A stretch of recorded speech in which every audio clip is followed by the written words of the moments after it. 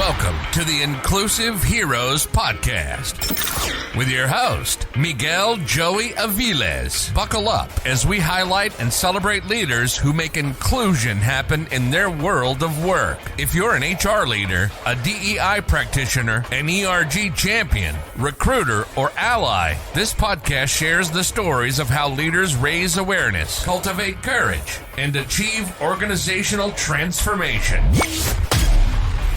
Join us as we go behind the scenes of true inclusion and belonging. This is the Inclusive Heroes Podcast. Hello, everybody. This is your host, Miguel Joey Aviles, and thank you for joining the Inclusive Heroes Podcast. Today, we have a powerful topic, unlikely partnerships, and I have my friend Jeff Marshall, Chief Diversity Officer, Head of Diversity, Equity, and Belonging at Worldwide with us today. Jeff, how are you? I'm doing good. Thanks for having me. Absolutely. Jeff, let's get started and let's start talking about this concept of unlikely partnership. I would love for you to share with our listeners what's your story, particularly if you can share diversity topics, diversity experiences that you have gone throughout your career. Tell us more about your story.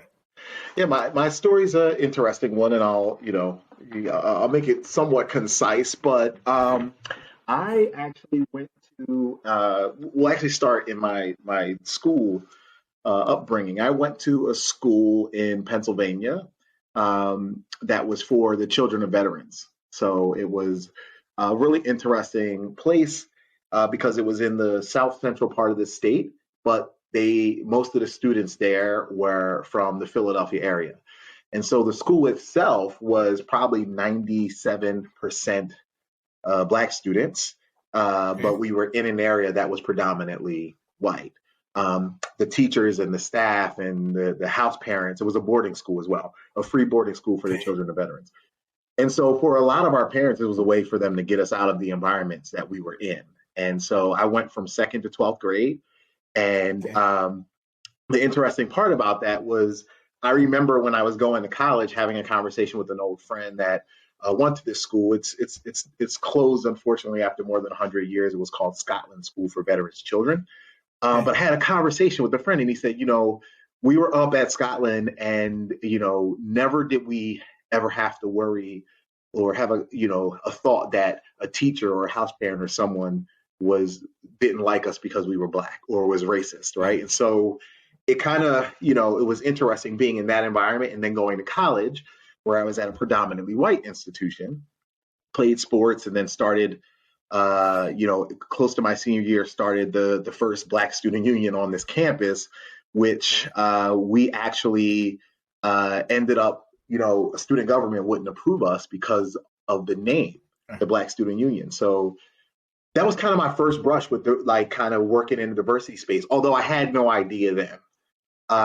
So if you fast forward, graduated college, got into advertising, worked in advertising for a wonderful woman, went to her for some advice about how she got out of, being the media director into C-suite roles. And this was years down the line when I was a media director. The only Black media director in the city of Philadelphia. I had this conversation with her and said, hey, I'm kind of getting pigeonholed. How do you get into C-suite roles? How did you make the transition? And so she suggested that I go in, if I'm thinking about New York, go work in New York on a piece of business that was larger and other opportunities would come. And so I took a title step down to go work in New York. So I went from being a media director, leading all media for a larger agency in Philly, to being an associate media director, which was several levels down in New York, working on Anheuser-Busch. Did that for a couple of years, and then a VP role came up at another agency working on Coca-Cola. So the interesting thing was my team in Philadelphia was very diverse, just by happenstance, right? We've seen the studies that say when you have diversity at the top, it kind of trickles down naturally. Mm-hmm. When I went to New York, I fully expected there to be just more diversity because it is by itself a much more diverse market. And people would tell me, passing me in the hallways, that I was one of the higher ranking Black men that they had ever met in media. And that was really surprising to me. So at the agency where I was working at Coca-Cola at the time, which is now, it's I got involved they had a diversity council, just a volunteer council. And I got really involved. I started offering up strategic, thinking, like tactical things we could do. And after about a year of being involved heavily, I realized when we weren't able to, complete a task, we were all very forgiving because really the work we were doing as a council was like our side job. It wasn't our main priority, right? So if a client comes and they need something, that client's needs took priority. So during that time, I had a conversation with the CEO then. And again, I asked my question, how do you get to a C-suite, position? Okay. And she mentioned to me, in the advertising business, you can work on new business. And then when you win new business, you get opportunities to lead or find a gap and work like hell to fix the gap. And so I recognized that the gap that we had was that we didn't have anybody in a position that was holding us accountable to the things we said that we were going to do. And so although we had the right intention, we were not set up properly for it. And so I went to the CEO, the CMO, and the head of HR, all of whom were executive sponsors of diversity, of the Diversity Council. And I said to them, companies that are doing this better have someone that is leading this charge, someone that's holding us accountable. And I suggested that we go outside and find someone to do that. And then I also offered, hey, if you're going to look inside, I want to just throw my hat in the ring to be in consideration. So that was a few years back where we created the role. And when they said, we're going to create the role, and they said, before we look anywhere else, given your passion for it and the work you've, done on it from a volunteer standpoint, we'd love to, we would prefer to offer it to you first. Okay. And so it was interesting, right? Because, I'm the unlikely candidate, if you really think about it. My past is not in diversity per se, but I've had to work in diverse, situations. When I look back, you see this path forming. And so I was like, you know what? I will take the skills and the training that I've had all this time working on media, right? Working on audiences, trying to help my clients reach consumers, all of whom might be different. And I'm going to apply that thinking to the diverse work we're doing. And so I started in the role. I actually had, a lot of say in forming the role and naming it, which I named it at the time, the head of diversity, equity, and belonging. And a lot of people said, why not chief diversity officer at that time? And I said, well, I want to prove myself first, right? So prove myself and then have somewhere to go to. And so we just, I switched into the role and just started working like crazy at it. And, we had some success. And then, after the racial reckoning of the country, everyone was scrambling to find chief diversity officers or people to either do the work or even appear to do the work. Absolutely. And at the time I had a lot of success internally. And so my agency was like, you know what, it's time for us to give you, the title that you deserve. And so we made the elevation. So that's kind of my diversity story, how I ended up in this particular role. It's an interesting one, an unlikely one, right? So yeah, unlikely partnerships, unlikely positions, being an unlikely candidate for this position. And you were the inaugural chief diversity officer or head of diversity, equity, and belonging. And there are many individuals going through that process as well. Can you tell us more specifically, what is your role? Do you lead the Diversity Council? Do you guys have ERGs? Tell us more about what a Chief Diversity Officer does in Worldwide. Absolutely. So again, the way that we position it is that I am the accountability. So when we think, diversity, for instance, isn't only talent specific, right? And I think that's where a lot of companies kind of miss the mark. They're only thinking of talent. How do we diversify the group of people who are working on XYZ? What's interesting in the advertising field in particular, as I mentioned, we're always marketing to consumers, and that consumer base is always changing. It's very diverse.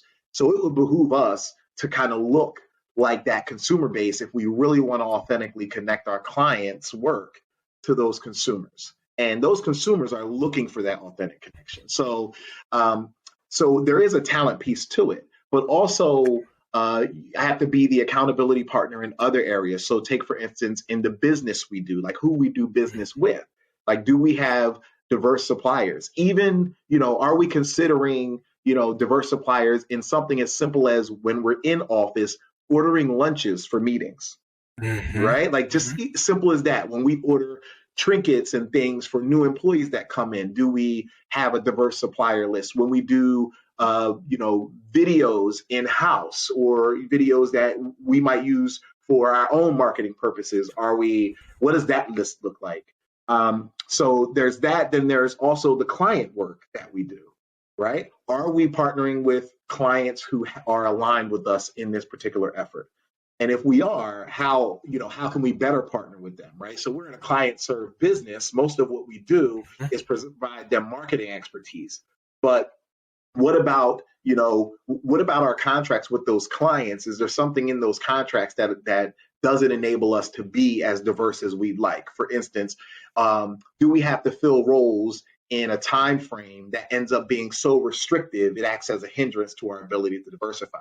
So thinking about questions like that and being an accountability to partner to the person at the agency leading the client work as well as the client, pointing those things out, and then also offering some strategic approaches to fixing those.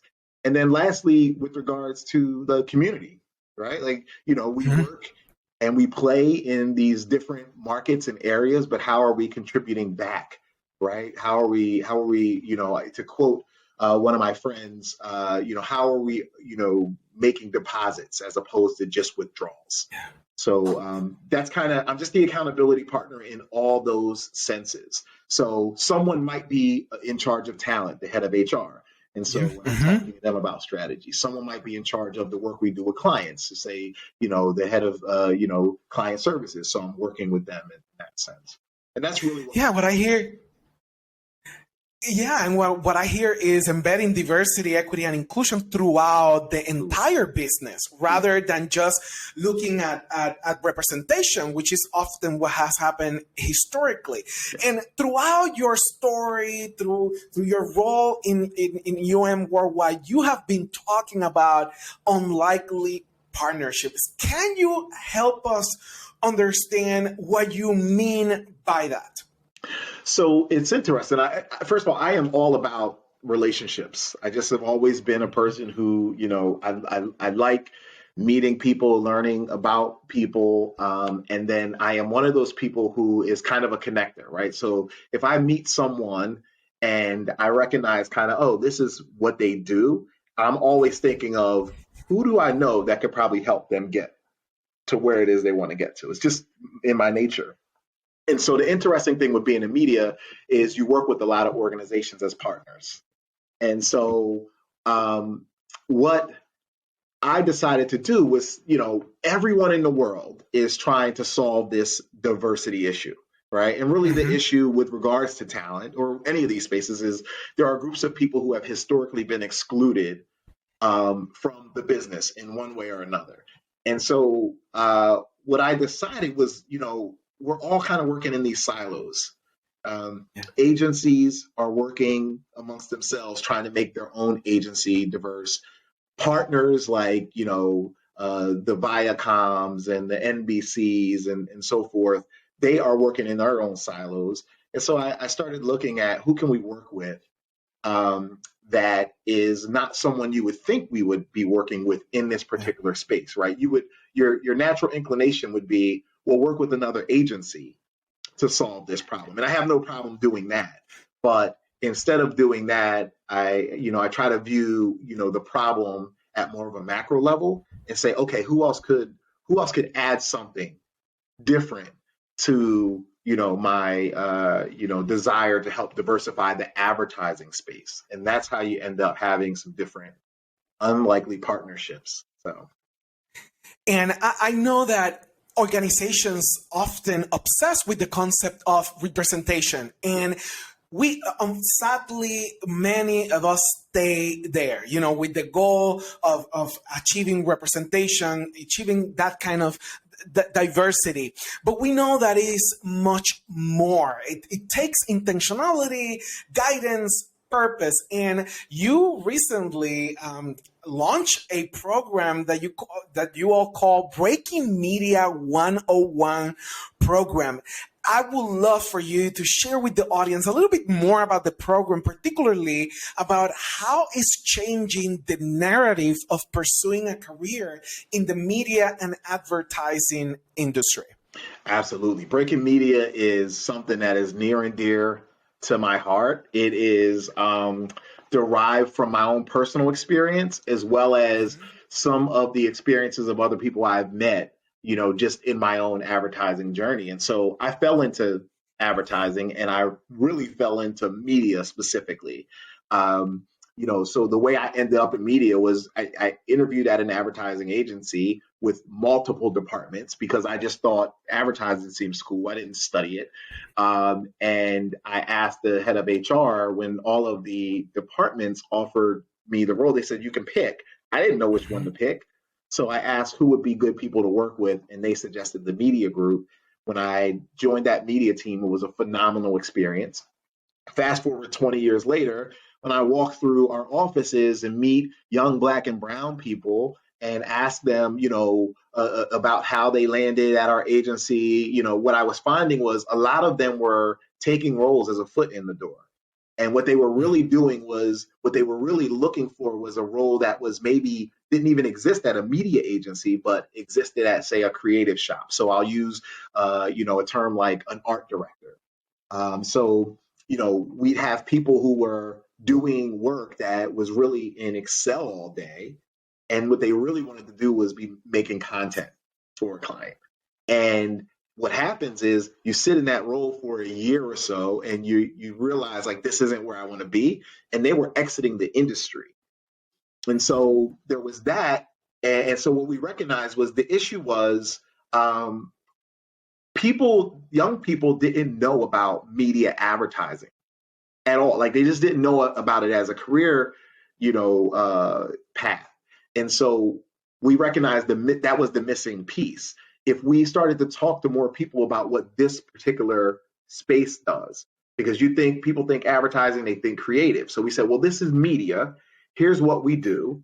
Here's how we do it. And so we created this Breaking Media program, which really trains young people on, it's just a 101 level training of the different disciplines within the agency. And then we have an unlikely partner, Vox Media, who is a vendor, a partner, and they teach people about, what happens on the vendor side, right? So we put all that together, and basically it's a platform for people to learn about the industry and then say, oh, I'm really interested in planning, or I'm really interested in sales. Now you know, and you can know what roles you're looking for, so you don't end up in a position where a year later you're like, this isn't for me, and you bounce out of the industry. And so it just gives us more opportunity to teach people. It gives them an opportunity to get just a little bit more knowledge, and we are positioning it so that it is not something that only benefits UM or Vox. It actually benefits the industry. So we want everyone to see the badge that these people who complete this program get on their LinkedIn as a signal that they've completed something that will make them a valuable hire to you. So that's kind of the goal, but it is there's a lot more to come with regards to Breaking Media. So as we start to roll things out, we're super excited about it.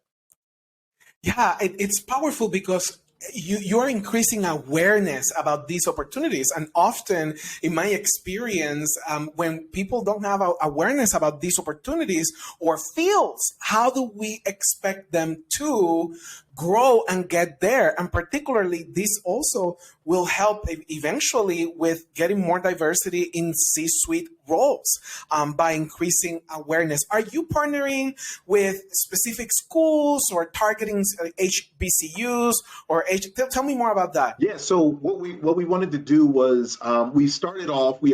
It's really open to all students, if I'm being completely honest. But we are targeting HBCUs and then HSIs, which are Hispanic Serving Institutions, and we're specifically targeting them again because that's where the gap is, right? So different companies are going to define diversity in a different way. The gap in our industry when we talk about diversity is racial and ethnic first. There's just a lack of Hispanic or Latino individuals in the industry as well as African American or Black. And so we're targeting those schools. We have a bunch of schools that get the registration form directly, but then we have students who send the registration to friends who go to other schools, and we don't turn anyone down because again, this is an industry level attempt. We're going with the all ships rise with the tide philosophy. So that's the problem we're trying to solve for at this particular moment. Yeah, and our audience comes from all industries: government, tech, healthcare. Can we talk about this from your point of view? What's the state of diversity, equity, and inclusion within the media and advertising industry, particularly as we experience a racial awakening across this country? In your opinion, Jeff, what needs to be done to maintain relevance in the future? It's a really good question. I think that the role of the person who's heading it, right? So in my particular case, the chief diversity officer, I think in order for it to maintain relevance, you have to position that role correctly first, right? So in my opinion, that role has to report into the CEO. Again, we just said earlier, it's not a talent. This is not only a talent thing. So it should not report into the head of HR because HR is in charge of talent. HR is not really in charge of your supplier diversity. So this role has to have influence. It has to be able to influence talent. It has to be able to influence operations. And the only way you have that influence is if you are in a direct line to the CEO. I think that's the first thing. I think the other thing is people have to stop siloing diversity as like its own thing. Like it really should be in every single conversation. The question should always be, well, who are we not including? And is there, a way to include people in this particular conversation? Are we, thinking broad enough? Who needs to be in this room? So I think that when more of us kind of get that in our head, and when I say more of us, I mean more than just, impacted individuals, more than just the BIPOC community. We need everyone thinking in this space. And with regards to the state of it in media and advertising, it's almost a little embarrassing that, it's been 20 something years and there are some brilliant people doing this work. I have met and have befriended some brilliant people doing this work.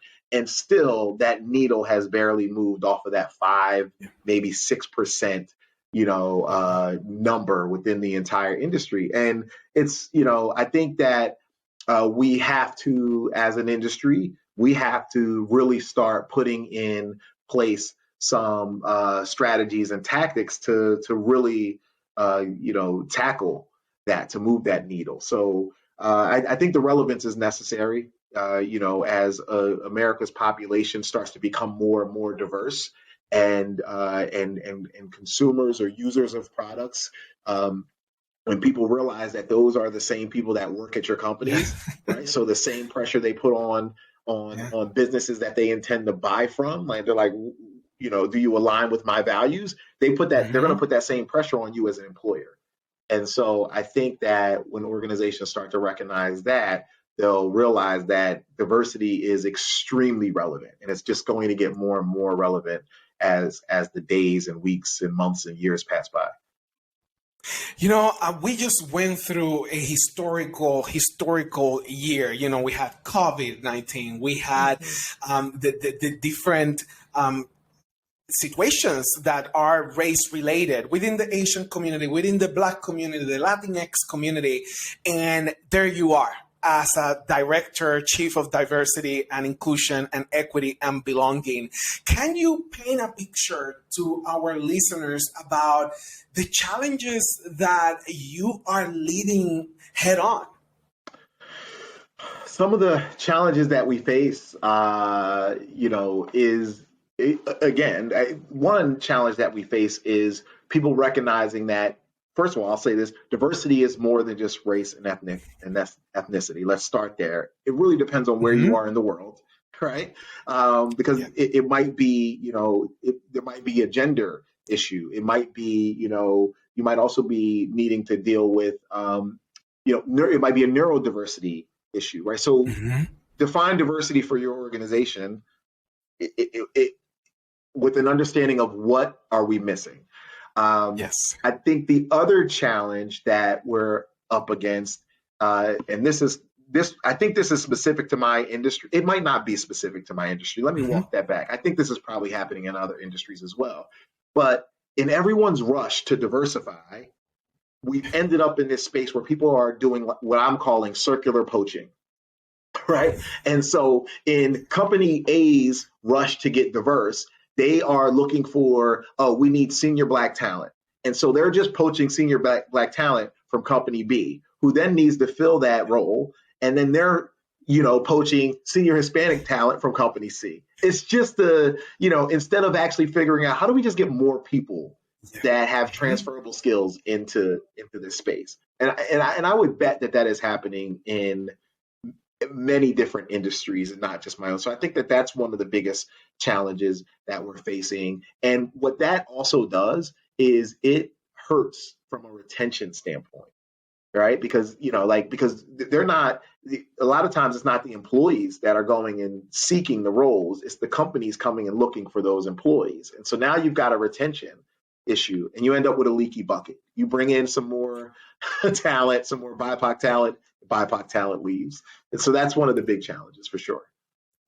No, and it's a vicious cycle that is happening across the globe as well. I was, chatting with a head of talent acquisition in Latin America, and they were sharing the challenge they're having competing with organizations located in United States and making offers to local talent in Latin America that is literally making it almost impossible for them to compete with in this particular case, Latin talent. So that is happening. Now, let's talk about what can organizations do to focus more in the retention component, in that culture that is so good for diverse talent, underrepresented talent, historically excluded talent, that they stay. They don't have to go. They're not poached. Can you talk about what can organizations do to create amazing cultures? It's interesting. Like, that's the answer, right? Create a much better culture. So, for instance, you can't rush to diversify your agency. So actually, I'll start this by saying, you mentioned it earlier. My title is Diversity, Equity, and Belonging, not necessarily inclusion. And the way when you create a culture that is welcoming and people feel like they belong, they are prone to stay longer, right? Whether or not they stay forever, that's not, you don't need that. You don't, you want people to grow in their career and get opportunities. And so if you want them to stay, you need a place where they feel like they belong. And a lot of that comes with not only seeing them, right? Not only recognizing, oh, Miguel is Hispanic, let me, that's not enough. Like, hear me. Though I would like to grow into a C-level person or into a leader, and then provide opportunities to grow. So what happens in many companies is the opportunities go to those who leaders are familiar with, right? You get promoted, and when you get promoted, you basically promote the person you've worked with, or you're bringing along your kind of inner circle. And so opportunities to advance are really important. And then the reason those are important, they have two reasons for being important.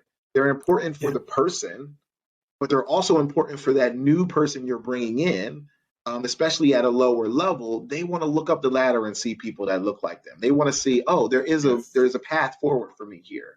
And so it's kind of it's there's not any one silver bullet. It's you have to make sure that your culture is one where people are not only accepting of others, but they are creating spaces for those people to really feel like they belong. And it's kind of like preparing a landing pad. When you prepare that landing pad and you start to bring in, that other, some more talent, with different backgrounds, that landing is a lot softer, a lot smoother. So I think that's the key, really start to work on your culture. And so that's what I would offer as a way to go forward. And one way to do that is embracing the mindset of unlikely partnerships. Absolutely. And so as we look at our programs and our organizations, embrace unlikely partnerships. Connect that senior executive that happens to be white with another diverse individual, and embrace and seek making those unlikely connections to improve retention, diversity, and eventually belonging. Jeff, to close this conversation, I always love to ask my guests about their favorite quote and why. So can you share with our group of listeners, what's your favorite quote? Man, it's a tough question. And so I do have one that comes to mind most often. It's a little long, so bear with me. But the quote is, there's only one you in the universe, and you have a purpose, a gift, a specific reason for your very existence. There will never be another you. So if you don't use your gift and fulfill that purpose, it goes on unfulfilled. And we, the universe, go on never having benefited from the gift of your presence. And that quote, I'm usually speaking to myself, but in general, it's like, we're talking about diversity, right? Like the truth of the matter is, like, I'm not diverse, you're not diverse, we're diverse from each other, right? And that diversity goes beyond race and ethnicity. It goes to our thought and our experience. And your experience is so unique to you that what it does for the universe is it provides a person who has a purpose in the universe that cannot be filled by another person. And so I always, think about that quote as, what's my purpose in this space, and how can I help other people fulfill a purpose, fulfill their purpose? And so that's the quote that I usually use, and I usually tell people, look, we're waiting. Right. And I even say it to myself, like, they're waiting for me. And, I say it to others, we're waiting for you. Like, go and be great. And I don't think there is a better way to close this conversation than talking about the gift of your presence. So let's not fail to give the world our purpose so it doesn't go unfulfilled. Jeff, thank you so much for sharing your insights, your story, the strategies that you're putting in place within your industry, within your organization, and with our audience. So thank you so much for being part of this Inclusive Heroes podcast. And I want to thank our audience for being here with us. And until the next time, Jeff. Thanks, my friend. Anytime. Absolutely. Thank you, everybody. And look at the show notes to find more information about the Media 101 program, Breaking Media 101, and more information about Jeff and what he is doing. Thank you, everybody.